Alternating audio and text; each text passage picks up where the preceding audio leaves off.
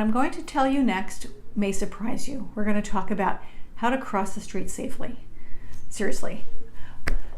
When you go abroad, you will find that the speed limit in most major European and Asian cities is in fact much faster than the speed limit would be in a metropolitan area in the US. A driver can drive 50 miles an hour in downtown London, which means if you are crossing the street, the traffic is coming very fast. The other thing that's important to remember is in many countries, England, Ireland, Scotland, Wales, Australia, South Africa, Japan, New Zealand, the traffic is also coming from the other direction. So when you cross the street abroad, make sure that you look both ways.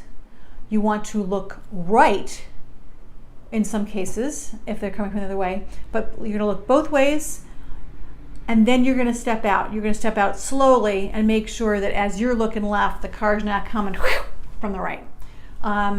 It seems like a silly thing to say, but something that you need to keep in mind. You also need to keep in mind that jaywalking in many countries in the world is actually illegal and will cause you to get a ticket.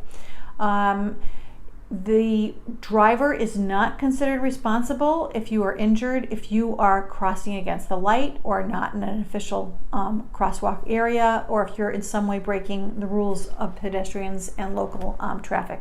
So you need to be responsible to make sure you understand how you're supposed to cross the street and that you are following the rules so that you are not the person who gets the ticket in addition to having a bump by a vehicle. We also encourage you to use public transportation as much as possible. The safest way to get around is to use buses, trams, whatever public transit system is in place in that country. That's way safer generally than trying to rent a car abroad. That's way safer than walking late at night. So use the bus, use the tram, use the metro.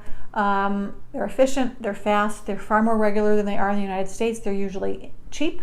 Sometimes your program will actually pay for your bus pass, like if you're in Rome, if you're in Edinburgh, it's covered by your HWS tuition. So that's another good reason to use it. And finally, we discourage you in any location from ever renting and driving yourself on motor scooters or motorbikes or mopeds.